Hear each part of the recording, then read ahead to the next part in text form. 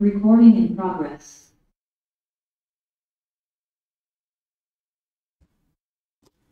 Sorry guys, good morning to all.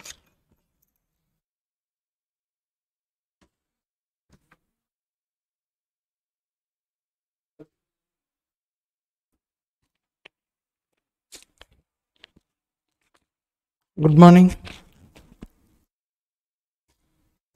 Okay, so yesterday question మనకి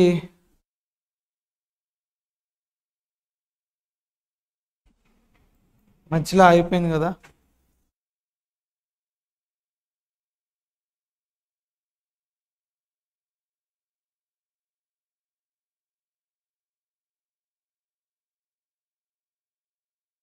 okay, so చూడమ్మా ఎక్కడున్నాం మనం. ఓకే, క్వశ్చన్ ఒకసారి చూసుకొని వచ్చి ఉంటారు కదా మీరు. ఓకేనా, సో మళ్ళీ నేను క్వశ్చన్ చదివి టైం వేస్ట్ చేయట్లేదు. చూడండి, ఎంట్రీస్ చూస్తే సరిపోదు, మన ఎంట్రీస్ అండ్ అకౌంటింగ్ ట్రీట్మెంట్ అంతే.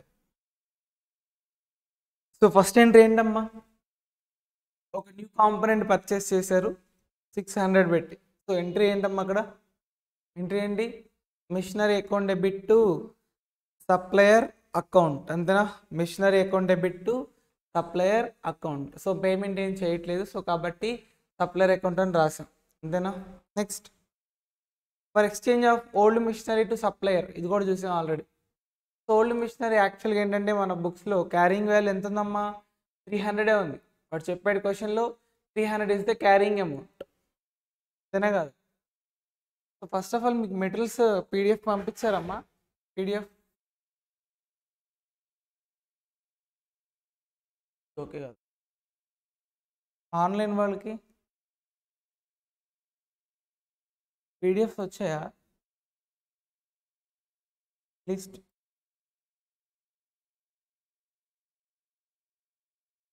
రాలేదా?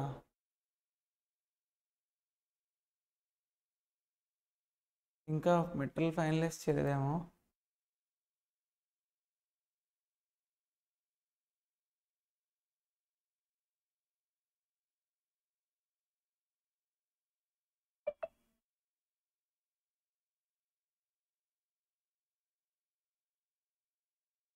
పీడిఎఫ్ లేకుండా ఎక్కడ చూస్తున్నారు అసలు, ఏం ప్రిపేర్ అవుతున్నారు?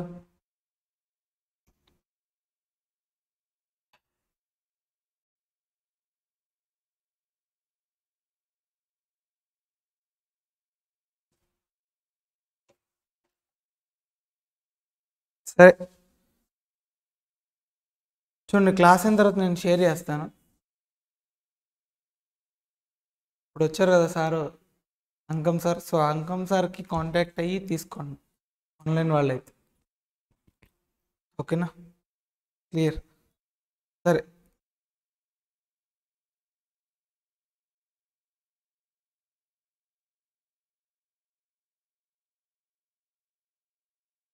అంతే కదా క్వశ్చన్. చూడండి, అయితే మీరు క్వశ్చన్ ఈజీగా మర్చిపోయారు కదా, నాకు తెలుసు. సో న్యూ కాంపోనెంట్ 600 పెట్టి పర్చేస్ చేశారు. ఓకే, దాని యొక్క ఓల్డ్ కాంపోనెంట్ కాస్ట్, ఆ ఓల్డ్ ఎలా వస్తుంది, ఇది ఓల్డ్ కాంపోనెంట్ ఎక్స్చేంజ్ చేసి న్యూ కాంపోనెంట్ పర్చేస్ చేస్తున్నారు, అంతేనా. అంతే కదమ్మా, అవునా కదా. సో ఓల్డ్ కాంపోనెంట్ యొక్క అప్పటి వరకు దానికి అసలు యాక్చువల్ దాని కాస్ట్ ఎంతంట, 500. అక్యూములేటెడ్ డెప్రిషియేషన్ ఎంత అండి, 200. సో అంటే దీని యొక్క క్యారింగ్ అమౌంట్ ఎంత అని చెప్పుకున్నాం ఆల్రెడీ మనం, 300. ఓకేనా.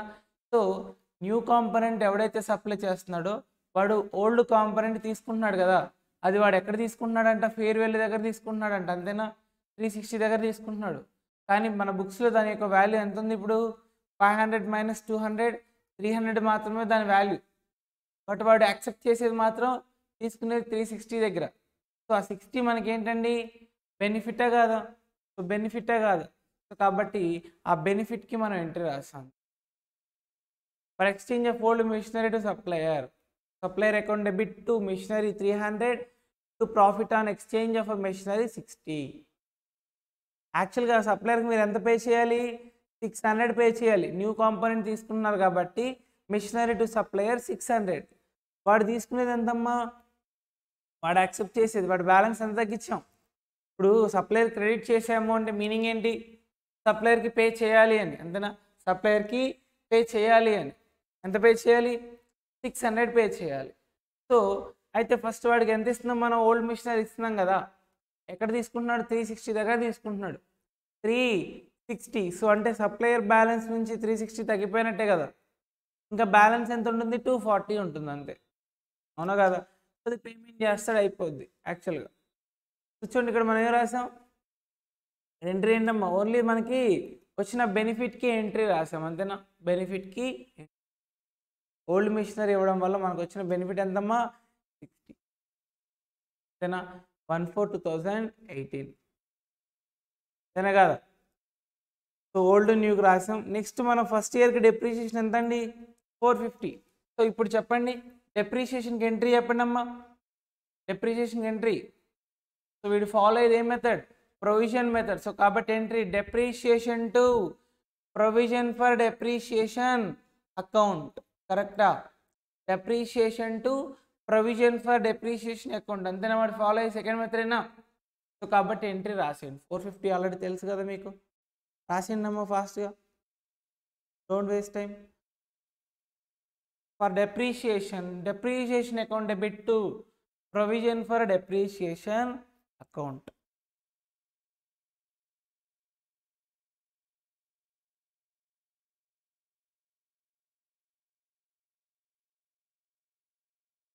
ఓకేనా?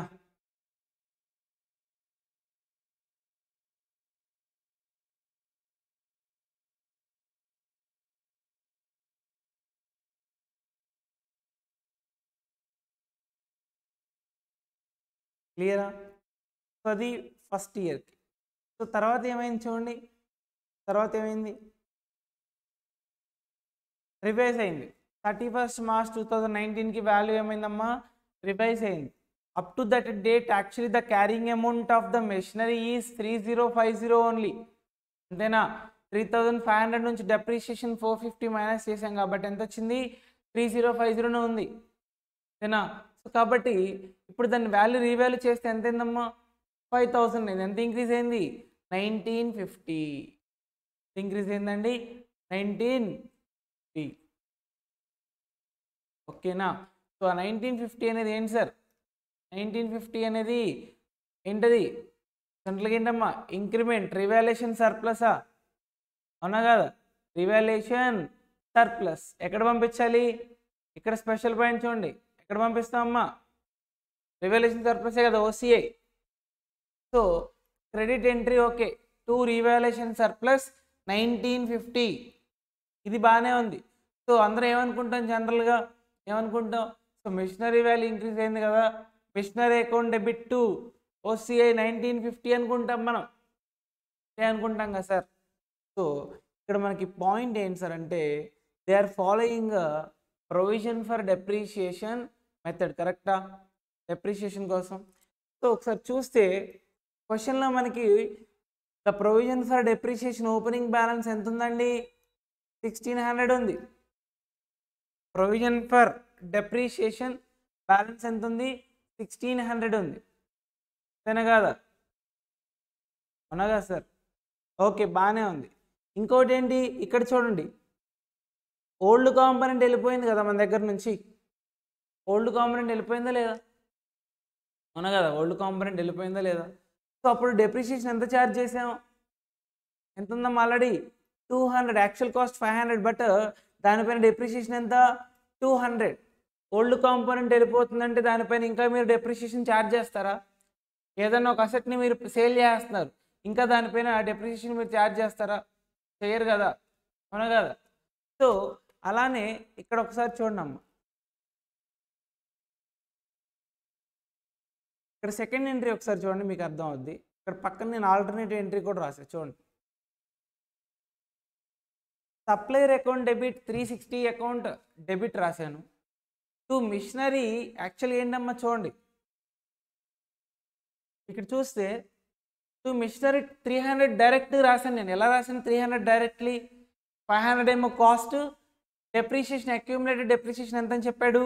200 అని చెప్పాడు, అంతేనా? అందుకే నెట్ అమౌంట్ తీసుకున్నా, నెట్ అమౌంట్ తీసుకున్నా. కానీ యాక్చువల్గా ఎలా రాస్తాం అంటే చూడండి, supplier account debit 360, to machinery 500, to machinery 500. పైన చూడండి, పైన ఏం రాసా, ప్రొవిజన్ ఫర్ డెప్రిషియేషన్ అకౌంట్ 200. అంటే ఈ నెట్ అమౌంట్ ఎంత? నెట్ అమౌంట్ మళ్ళీ ఇదే వస్తుంది మీకు, టూ మిషనరీ 300 అనే వస్తుంది, అంతే కదమ్మా. ఎందుకని ప్రొవిజన్ ఫర్ డెప్రిషియేషన్ ఏం చేయాలి మీరు, మిషనరీ నుంచి మైనస్ చేసుకోవాలి కదా, కాస్ట్ నుంచి మైనస్ చేసుకోవాలి వద్దా. సో కాబట్టి ఏమవుతుంది, నెట్ అమౌంట్ మళ్ళీ 300 అవుతుంది. అంటే ప్రొవిజన్ ఫర్ జనరల్లీ మీకు ఒక పాయింట్ తెలియాలి సార్, ప్రొవిజన్ ఫర్ డెప్రిషియేషన్కి ఆల్వేస్ ఏ బ్యాలెన్స్ ఉంటుంది, డెబిట్ బ్యాలెన్సా క్రెడిట్ బ్యాలెన్సా? ప్రొవిజన్ ఫర్ డెప్రిషియేషన్కి, ప్రొవిజన్ కంటే అసలు ప్రొవిజన్కి జనరల్ ఏ బ్యాలెన్స్ ఉంటుంది, డెబిట్ బ్యాలెన్సా క్రెడిట్ బ్యాలెన్సా అంటే ఏ balance sir? Provision always have a credit balance, provision always have a credit balance, ఓకేనా. రిజర్వ్స్ కానీ చిన్నప్పుడు మనం నేర్చుకుంటాం, రిజర్వ్స్ ఏ బ్యాలెన్స్ అమ్మా, క్రెడిట్ బ్యాలెన్సే కదా, అది మన బేసిక్ కదా, అంతే బేసిక్లో నేర్చుకున్నాం కదా, ఓకేనా. So provision always have a credit balance. మరి ఇక్కడ ప్రొవిజన్ నేనేం చేశాను, డెబిట్ చేశాను అంటే రెడ్యూస్ చేసినట్టే కదా.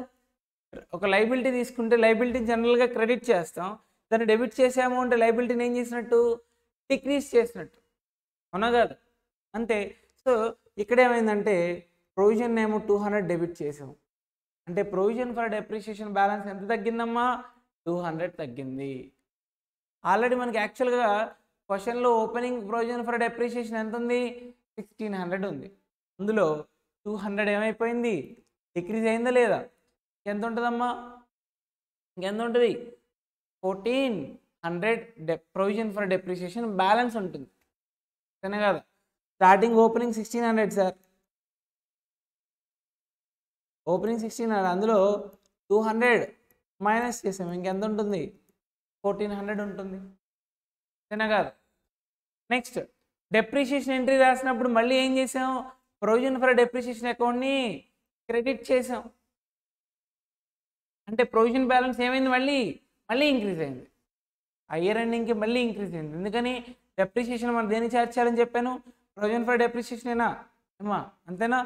కాబట్టి మళ్ళీ ప్రొవిజన్ ఫర్ డెప్రిషియేషన్ క్రెడిట్ చేసాం కాబట్టి మళ్ళీ 1400కి ఇంకెంత యాడ్ అవుద్ది, 450 యాడ్ అవుతుంది, అంతేనా. సో 450 యాడ్ అయితే ఏమవుద్దమ్మా, 18. మళ్ళీ ఆ ప్రొవిజన్ బ్యాలెన్స్ ఎంత అవుద్దండి, 1850. సో పాయింట్ ఏంటంటే ఎప్పుడైతే రీవాల్యూ చేస్తారో, ఎప్పుడైతే ఈ provision for depreciation method follow అయ్యేటప్పుడు రీవాల్యూ చేస్తారు, ఆ రీవాల్యూ అయినటువంటి ఫిగర్ మొత్తం అసెట్ వాల్యూ కాదు, అందులో ప్రొవిజన్ ఫర్ డెప్రిషియేషన్ బ్యాలెన్స్ కూడా ఇంక్లూడ్ అయి ఉంటుంది. ఇది మీరు తెలుసుకోవాల్సినటువంటి పాయింట్. ఎప్పుడైతే రీవాల్యుయేషన్ జరుగుతుందో అసలు ప్రొవిజన్ ఫర్ డెప్రిషియేషన్ అనే కాన్సెప్టే లేదనుకోండి, నో ఇష్యూ, మొత్తం కూడా అసెట్ వాల్యూని ఇంక్రీజ్ అయిందని చెప్పి అనుకుంటాం. కానీ in case if the question involves the provision for depreciation, whatever the revalued amount we have, that includes this provision for depreciation balance also. That is the point I want to convey you. I think everyone getting this point. మరి ఇప్పుడు 1950 అంటున్నాను కదా, 1950 అనేది revaluation surplus అని చెప్పేసి అన్నాను కదా, మరి ఆ 1915లో ప్రొవిజన్ ఫర్ డెప్రిషియేషన్ బ్యాలెన్స్ ఎంత ఉంటుందమ్మా, 1850. అది నేను చెప్పే పాయింట్. సో బ్యాలెన్స్ ఇంకెంత, 1915లో 1850 పోతే ఇంకెంత ఉంటుందమ్మా, 100ఏనా, సో 100 కాబట్టి. సో చూడండి ఎంట్రీ ఏంటి, మిషనరీ ఇప్పుడు ఇంక్రీజ్ అయింది, రీవాల్యూ చేసాం, ఎంతమ్మా, ఎంత వచ్చింది, 1950 వచ్చింది. So transfer to OCA revaluation surplus 1950. మరి డెబిట్ ఏం చేయాలంట చూడమ్మా, machinery account debit 100, provision for depreciation always have a credit balance. So క్రెడిట్లో 1850 ఉంది, ఇప్పుడు ఏం చేస్తాం, మొత్తాన్ని డెబిట్ కదా, అవునా కదా, అది ఇంక్లూడ్ అయింది కదమ్మా మరి. సో కాబట్టి 1850 డెబిట్, ఓకేనా. So provision for depreciation clear అయిపోయింది అక్కడికి. సో బ్యాలెన్స్ ఎంత పెరిగినట్టమ్మా?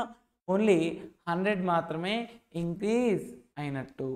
ఓన్లీ 100 మాత్రమే ఇంక్రీజ్ అయినట్టు అసెట్ యొక్క వాల్యూ. సో ఐ థింక్ ఈ పాయింట్ అందరికీ క్లియర్. ఓకేనా? నెక్స్ట్ సెకండ్ ఇయర్కి డెప్రిషియేషన్ ఎంత ఉందమ్మా? సెకండ్ ఇయర్ డెప్రిషియేషన్ ఎంత ఉంది? 840నా? 840 కదా. సో డెప్రిషియేషన్ టు మళ్ళీ సెకండ్ ఇయర్కి entry, depreciation to provision for depreciation 840. Okay. Next 31st March 840 తర్వాత ఏం జరిగింది? ఇంపైర్మెంట్ లాస్ మైనస్ చేసాం. ఇంపైర్మెంట్ లాస్కి ఎంట్రీ ఏం చెప్పాను చెప్పండి ఏంటమ్మా? Impairment loss to asset account అంటే మిషనరీ అకౌంట్ ఎంతమ్మా? 900. సో ఇంపైర్మెంట్ లాస్ కూడా entry for impairment loss of assets ఏంటమ్మా? Impairment loss to machinery. మళ్ళీ లాస్ట్ ఇయర్లో డెప్రిషియేషన్ ఉంది కదా 615. So depreciation to provision for depreciation 615. Those are the entries.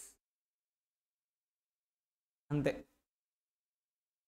So ఈ క్వశ్చన్లో మనకు తెలియాల్సిన పాయింట్ ఏంటి సార్ అంటే ఓన్లీ దట్ ప్రొవిజన్ పాయింట్. ఓకేనా? క్లియరా అండి? మళ్ళీ స్ట్రెస్ చేస్తున్న పాయింట్ ఏంటండి? ఎప్పుడైతే రీవాల్యుయేషన్ జరుగుతుందో in case of provision for depreciation is given in the question. If the question involves the provision for depreciation, whatever the revalued amount of an asset, that includes the provision for depreciation balance amount, that should be debited. Okay, now is it clear? Everyone have a clarity about this topic, this point. So accounting treatment ఇంకా మీరు చేసేయచ్చు, నేను చెప్పే పని లేదు. First ఇయర్లో మీరు ఏం చేశారో చూడండి. ఫస్ట్ ఇదే కదా ఎంట్రీస్ చూడండి సరిపోద్ది. ఫస్ట్ ఇయర్లో బ్యాలెన్స్ షీట్లో ఏం ఎఫెక్ట్? కామన్ సెన్స్ యూస్ చేసి చెప్పండి అంతే. మిషనరీని కొన్నారు, ఎఫెక్ట్ ఎక్కడ వచ్చింది? బ్యాలెన్స్ షీట్లో వచ్చింది. అంతేనా? చూడండి అమ్మ, సింపుల్.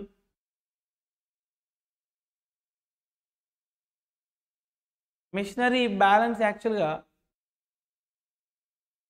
చూడండి, మిషనరీ బ్యాలెన్స్ షీట్ చూడమ్మా. Machinery shown under PPE how much amount ఎంతంట? 5000. రీవాల్యూడ్ అమౌంట్ ఎంత? 5000. ఇప్పుడు మీకు క్లారిటీ వస్తుంది. ఆ ప్రొవిజన్ ఫర్ డెప్రిషియేషన్ పాయింట్ ఇప్పుడు ఇంకా క్లారిటీ వస్తుంది. చూడండి ఎలా వస్తుందో. సార్ క్వశ్చన్లో చూస్తే 4800 కాస్ట్ ఉంది, ఇక్కడేమో 600 యాడ్ చేసాం. 4800 + 600 ఎంత? 5400. ఈ 500 ఏం చేయాలి? మైనస్ చేయాలి. ఎంతమ్మా? 4800 + 600 5400 - 500 ఎంత? 4900. అంతేనా? ఇంతేనా ఉంది? ప్రజెంట్ బ్యాలెన్స్ ఎంత ఉందా? అసెట్ యొక్క బ్యాలెన్స్ ఇప్పుడు క్లారిటీ వస్తుంది మీకు. ఇందాటికంటే ఇప్పుడు ఇంకా క్లారిటీ వస్తుంది. సో 4800 + 600 5400 - 500. 500 అసెట్ వెళ్ళిపోతుంది కదా ఓల్డ్ కాంపనెంట్. ఇంకా బ్యాలెన్స్ ఎంత ఉంది? 4900. అసెట్ వాడు ఎక్కడ వాల్యూ చేశాడండి? 5000 వాల్యూ చేశాడు. మరి ఇప్పుడు మనం 1950 పెరిగిందని రాసేయచ్చా? ఎంత పెరిగినట్టు రాయాలి మరి? ఇంకా 5000 కదా సార్, అంటే 100 పెరిగినట్టు తెలిసిపోతుంది ఇక్కడే మనకి. 5000 ఈజ్ ద రీవాల్యూడ్ ఫిగర్ అని చెప్పేశాడు. 5000 ఉంది ప్రజెంట్ వాల్యూ, అంటే ఎంత పెరిగినట్టు సార్? మరి డెప్రిషియేషన్ అవన్నీ చూసుకోవాలి కదా సార్, అవునా కదా? సో కాబట్టి ఎంత పెరిగినట్టమ్మా? టోటల్ 5000 అని మనకు తెలుసు ఆల్రెడీ. ప్రజెంట్ 4900 ఉంది, అంటే ఎంత పెరిగినట్టు? 100 పెరిగినట్టు. బ్యాలెన్స్ 1850 ఏంటి? ప్రొవిజన్ ఫర్ డెప్రిషియేషన్ అని చెప్పి మనకు అర్థం అయిపోద్ది ఈజీగా. ఇప్పుడు క్లారిటీ వచ్చి ఉంటుంది, ఇంకా క్లారిటీ, అంతే కదా? ఇప్పుడు ఇంకా క్లారిటీ వచ్చి ఉంటుంది. వెరీ సింపుల్ అమ్మ. ఈ పాయింట్స్ డౌట్స్ ఉన్నాయి ఎవరికన్నా ఆన్లైన్? ఇప్పుడు చెప్పిన point is that clear?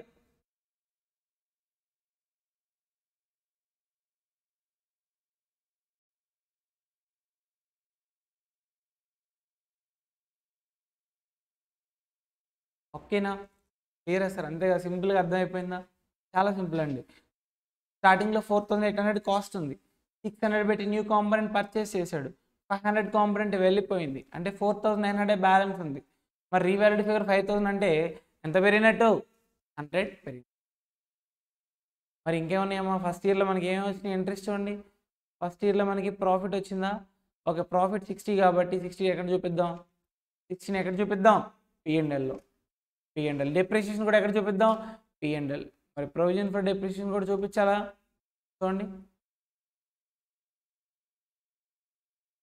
Profit and machinery 60, depreciation ఎంతండి? 450. అయితే ఆ ఇయర్ ఎండింగ్లో ఏం చేశాడు వీడు? ఆ ఇయర్ ఎండింగ్లో ఏం చేశాడు? రీవాల్యూ చేశాడు. ఇయర్ ఎండింగ్కే కదా రీవాల్యూ చేసింది. సో రీవాల్యుయేషన్ సర్ప్లస్ ఎంత అమ్మా? రీవాల్యుయేషన్ సర్ప్లస్ ఎంత వచ్చింది? 1950. ఎక్కడ చూపిస్తాం మనం?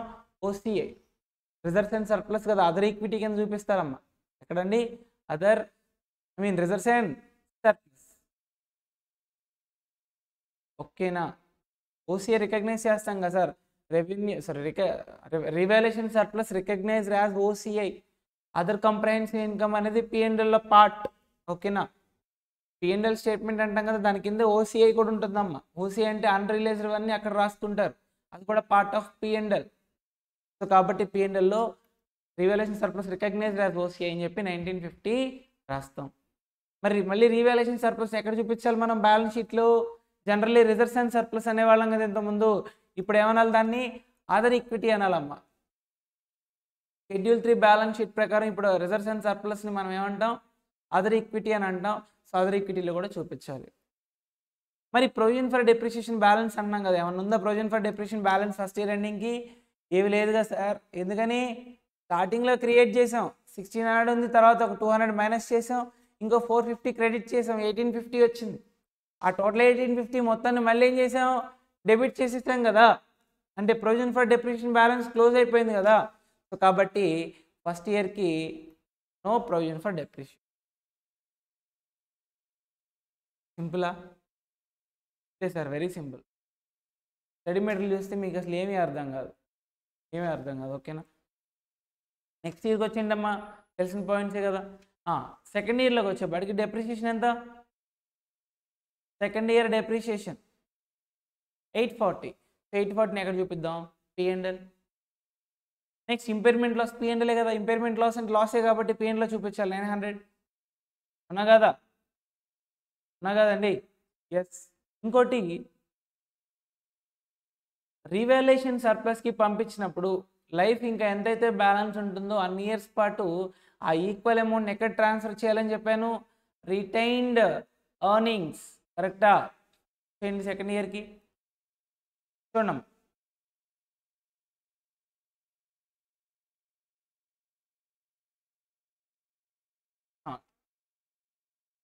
Point, depreciation 840 clear. First point clear, కరెక్టా? Second point, revaluation surplus OCI reduced due to impairment loss of ₹900. Sir మీకు పాయింట్ చెప్పాను, గుర్తుందా? ఏంటది ఆ point? Relation between the revaluation surplus and sir impairment loss. గుర్తుందా? రివాల్యుయేషన్ అయినప్పుడు impairment loss generally charge to P&L. General entry ఏంటి? Impairment loss to asset account, P&L to impairment loss. But if we have any revaluation surplus in previous years, we should adjust the balance to the extent of a revaluation surplus. Then impairment loss లో ఎంతైతే balance ఉంటుందో దాన్ని దేనికి adjust చేయాలంటే ఇనీషియల్గా revaluation surplus balance ఉంటే దానికి adjust చేయాలి. ఇంకా బ్యాలెన్స్ ఎక్కువ ఉంటే అప్పుడు P&Lకి వెళ్ళాలి. ఇదేనా నేను మాట్లాడింది? అందుకే revaluation surplus reduce due to impairment loss of ₹900. మీరు ఏం చేస్తారు? దాని నుంచి 900 ఓసీఏలో ఉన్నాయి కదా, ఓసీఏలో 1950 ఉంది కదా ప్రీవియస్ ఇయర్లో, దాని నుంచి మైనస్ చేయండి.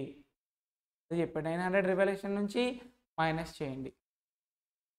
మరి అయితే కామన్ సెన్స్ యూజ్ చేయండి. ఇప్పుడు క్లారిటీగా ఉండాలి. క్యాల్సి తీసుకోండి ఒకసారి. 1950 అనేది రీవాల్యుయేషన్ సర్ప్లస్, అవునా? సో డివైడెడ్ బై ఎన్ని ఇయర్స్ అమ్మా మనం అనుకుంది?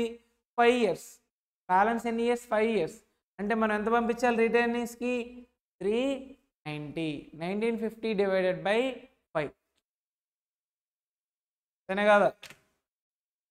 అవునా కదండి? సో మీకు డౌట్ రావచ్చు, సార్ ఇంపైర్మెంట్ లాస్ 900 మైనస్ చేయాలి కదా సార్, ఎస్, ఇయర్ ఎండింగ్కి మీరు మైనస్ చేయాలి. అంటే ఎందుకని ఈ రివాల్యుయేషన్ సర్ప్లస్ వచ్చింది లాస్ట్ ఇయర్లో. సో లాస్ట్ ఇయర్ అప్పుడే మనం క్యాలిక్యులేట్ చేసుకోవాలి ఎంత ట్రాన్స్ఫర్ చేయాలి అని.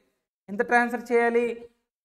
1/5 కదా, 5 ఇయర్సే కదా బ్యాలెన్స్ ఇయర్స్, రిమైనింగ్ లైఫ్ ఎంత 5 ఇయర్స్ కాబట్టి 1950 divided by 5, 390 should be transfer to retained earnings. ఓకేనా, క్లియరా సార్? సో ఇప్పుడు చూస్తే ఇప్పుడు అసెట్ బ్యాలెన్స్ ఎంత అవుతుంది చూడండి. అసెట్ బ్యాలెన్స్ ఎంత అవుద్ది? యాక్చువల్గా ప్రీవియస్ ఇయర్లో బ్యాలెన్స్ చూస్తే ఎంత ఉందా? అసెట్ వాల్యూ 5000 ఉంది. ఆ 5000లో ఇప్పుడు ఎంత తగ్గిపోయింది చూడండి. 5000 మైనస్ డెప్రిషియేషన్ ఎంత? డెప్రిషియేషన్ తగ్గించేద్దామా? తగ్గించవచ్చు డెప్రిషియేషన్ని. డెప్రిషియేషన్ 840 మైనస్ చేద్దామా? చేయకూడదు సార్, ఎందుకని డెప్రిషియేషన్ అసెట్కి ఛార్జ్ చేయట్లా. ఇది కూడా ఎంసీక్యూ కింద వాడు కన్వర్ట్ చేయొచ్చు, చెప్పలేం కదా. ఇది కూడా ఎంసీక్యూ కింద కన్వర్ట్ చేయొచ్చు. సో ఇక్కడ మీరు డెప్రిషియేషన్ అసెట్ వాల్యూ నుంచి మైనస్ చేయొచ్చు అంటే చేయకూడదు, ఎందుకని it will be charge to, it will be transfer to provision for depreciation account. అందుకే ప్రొవిజన్లో 840 చూపించి. సో ఓన్లీ ఏం మైనస్ చేద్దాం? Impairment loss. దానివల్ల అసెట్ వాల్యూ తగ్గిపోతుంది కదా. మైనస్ 900 ఎంతండి? 4100. 5000 మైనస్ 900 ఎంత? 4100. అది బ్యాలెన్స్ షీట్లో అసెట్ యొక్క వాల్యూ. ఇప్పుడు రివాల్యుయేషన్ సర్ప్లస్ బ్యాలెన్స్ అదర్ ఈక్విటీలో ఉంది కదా ఆల్రెడీ. ఎంత ఉందమ్మా? ఎంత ఉంటుంది? 1950 ఉంటుంది. 1950లో ప్రీవియస్ ఇయర్గా 1950 ఉంది. ఇప్పుడు ఆ 1950 నుంచి ఏం చేయాలి? 1950 నుంచి ఏం చేయాలమ్మా? 390 ఎక్కడ పంపించాం? రిటైన్ ఎర్నింగ్స్ పంపించాం. తగ్గిపోద్దా బ్యాలెన్స్? So minus 390, 1950 minus 390. మళ్ళీ ఏం చేయాలి? రివాల్యుయేషన్ సర్ప్లస్ చూడండి, ఇక్కడ ఇంపైర్మెంట్ లాస్ కూడా మైనస్ చేసాం కదా 900. సో కాబట్టి మైనస్ 900 ఎంత వచ్చింది? 660 వచ్చింది. సో కాబట్టి బ్యాలెన్స్ ఎంత అండి? ఇంకా రివాల్యుయేషన్ సర్ప్లస్ బ్యాలెన్స్ షీట్లో ఎంత ఉంటుంది? 660 మాత్రమే ఉంటుంది. ఇది స్పెషల్ పాయింట్, అది మర్చిపోతుంది. అది తెలిసిందంటే ఇంకా అంత సింపుల్. థర్డ్ ఇయర్ డెప్రిసియేషన్ ఎంత? థర్డ్ ఇయర్ డెప్రిసియేషన్ ఎంతమ్మా? 615.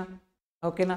సో ఇప్పుడు డౌట్ వస్తుంది, సార్ ఎవ్రీ ఇయర్ మీరు రివాల్యుయేషన్ సర్ప్లస్ నుంచి రిటైన్ ఎర్నింగ్స్కి పంపించాలన్నారు కదా, మరి ఇప్పుడు దేనిపైన క్యాలిక్యులేట్ చేయాలి నేను? సార్ స్టార్టింగ్లో ఉన్న 1950 ఇప్పుడు ఉన్నటువంటి 660 అంటే ఇప్పుడు ఉన్నటువంటి బ్యాలెన్స్ దానిలో నుంచి పంపించాలి సార్. బ్యాలెన్స్ లేకుండా మనం పంపించలేం కదా. 660లో 660ని ఇంకెన్ని ఇయర్స్ అమ్మా? 4 ఇయర్స్కి డివైడ్ చేయండి. ఎంతమ్మా? 165. Transfer revaluation surplus to retain earnings of rupees 165. ఇంతకుముందు 5 ఇయర్స్, 1 ఇయర్ అయిపోయింది కదా, ఇంకా 4 ఇయర్సే. సో 660 డివైడెడ్ బై 4 ఎంతమ్మా? 165. అంతేనమ్మా, అయిపోయింది. ఇంకా ఈ 165 కూడా ఏం చేద్దాం మనం ఆ రివాల్యుయేషన్ సర్ప్లస్ 660 బ్యాలెన్స్ ఉంది కదా, దాని 165 మైనస్ చేయండి. ఇంకెంత ఉంటుంది? 495. లాస్ట్ ఇయర్లో ప్రొవిజన్ ఫర్ డెప్రిసియేషన్ బ్యాలెన్స్ ఎంత ఉంది? 840 ఉంది. ఇప్పుడు మళ్ళీ అడిషనల్గా ఎంత యాడ్ అయింది? 615 యాడ్ అవుతుంది. టోటల్ 1455. మిషనరీ వాల్యూ ఏమైనా చేంజ్ అవుద్దా? నో చేంజ్, అంతే ఉంటుంది. ఓకేనా? క్లియరా సార్? ఇది అకౌంటింగ్ ట్రీట్మెంట్. సో దీనికి ప్రాక్టీస్ అవసరం. దీనికి ప్రాక్టీస్ లేకుండా డైరెక్ట్ చేద్దామంటే కష్టం. Definitely you need to practice this question. Sir exams అప్పుడు మనం ప్రతి క్వశ్చన్ ప్రాక్టీస్ చేయాల్సిన అవసరం ఉండదు. ప్రతి క్వశ్చన్లో కొన్ని పాయింట్స్ ఉంటే we need to check again and again. So అవి మీరు ప్రాక్టీస్ చేయాలి. కానీ ఈ క్వశ్చన్ మాత్రం ఫస్ట్ టైం చేసేటప్పుడు మొత్తం ప్రాక్టీస్ చేయాలి. సెకండ్ టైం నుంచి మాత్రం ఆ కీ ఎంట్రీస్ మాత్రమే చూసుకోవాలి. ఈ అడిషనల్ పాయింట్స్ మాత్రమే, స్పెసిఫిక్ పాయింట్స్ మాత్రమే చూసుకుంటే సరిపోదు. మీరేం చేయాలంటే నా కోసం ఇప్పటి నుంచే నేను ఏదైనా స్పెషల్ పాయింట్ అని చెప్తున్నానంటే దాన్ని అండర్లైన్ చేసుకోవడం, ఏదైనా స్పెషల్ అడ్జస్ట్మెంట్ అని చెప్పాను అంటే దాన్ని అండర్లైన్ చేసుకోవడం, అవి నెంబర్ ఆఫ్ టైమ్స్ చూసుకోవాలి. ఎందుకని? బేసిక్ పాయింట్స్ అందరికీ గుర్తొస్తాయి సార్, స్పెషల్ పాయింట్సే మర్చిపోవడం వల్ల ప్రాబ్లం అనేది రాంగ్ అయిపోద్ది. సో ఆ స్పెషల్ పాయింట్స్ని మనం ప్రాపర్గా ప్రాక్టీస్ చేయగలిగితే మనకి చాలా ఈజీ అయిపోద్ది సబ్జెక్ట్ ఏదైనా. ఈ సబ్జెక్ట్ అని కాదు, ఏ సబ్జెక్ట్ అయినా అంతే. ఓకేనా? I think everyone clear about this question. ఓకేనా? ఈ క్వశ్చన్ ఏం చేయాలి? మీరు ప్రాక్టీస్ చేయండి.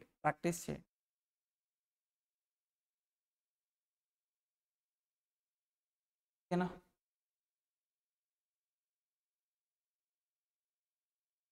Clear everyone? సో ఏం చేస్తారంటే నోట్ చేసుకోండి ఒకసారి, అకౌంట్ 1 minute టైం ఇస్తున్నా. అడ్రస్ ఆల్రెడీ రాసే ఉంటారు కదా, ఇది నోట్ చేసుకోండి.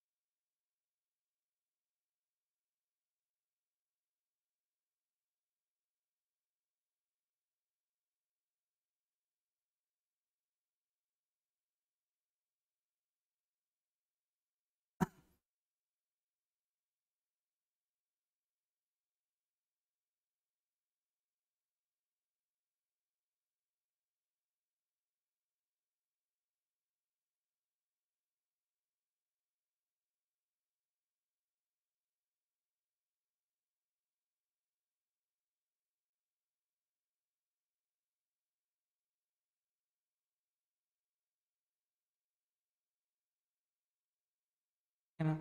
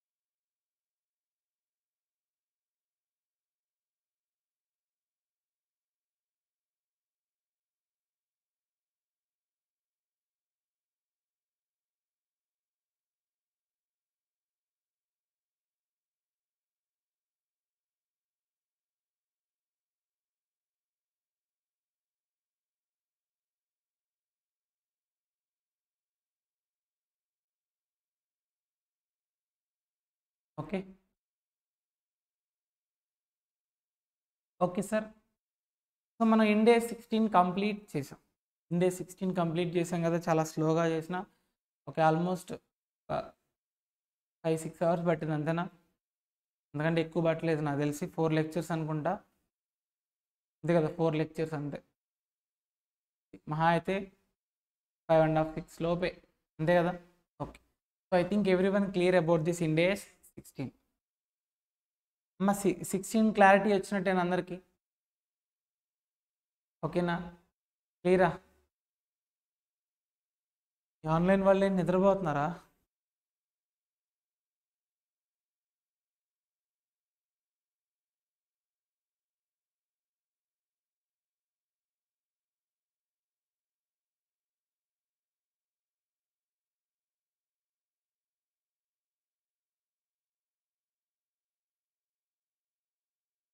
సో ఈ క్వశ్చన్స్ చేసుకుంటే చాలు, ఇండే 16 నుంచి మీరు ఈ క్వశ్చన్స్ చేసుకుంటే చాలు, మొత్తం చేయాల్సిన అవసరం, ఐ మీన్ ఇంకేం చేయడానికి ఏం లేదు. ఓకేనా? సో మీ బుక్లో క్వశ్చన్స్ కవర్ చేసాం, సిఏ క్వశ్చన్స్ మనం తీసుకొని పిక్ చేసుకొని కవర్ చేసాం.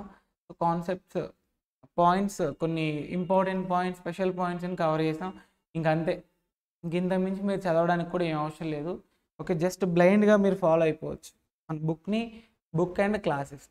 బుక్లో అన్నీ ఉండవు కదా, క్లాసెస్లో మనం చెప్పుకునే ఎగ్జాంపుల్స్ అవ్వచ్చు, ఓకే, ఇంపార్టెంట్ పాయింట్స్ అవ్వచ్చు. అందుకే రెగ్యులర్ క్లాస్ ఎక్కువ మనం ప్రిఫర్ చేస్తాం compare to fast track class. Even నా ఫాస్ట్ ట్రాక్, ఐ మీన్ నా క్లాస్ నుంచి చెప్తున్నా, ఫాస్ట్ ట్రాక్ క్లాసెస్ అడుగుతారు చాలామంది, but I will refer only this regular classes. మహా అయితే దానికి దీనికి పెద్ద తేడా ఉండదు, అంతే కదా? Clear? Okay guys, next topic start చేద్దాం.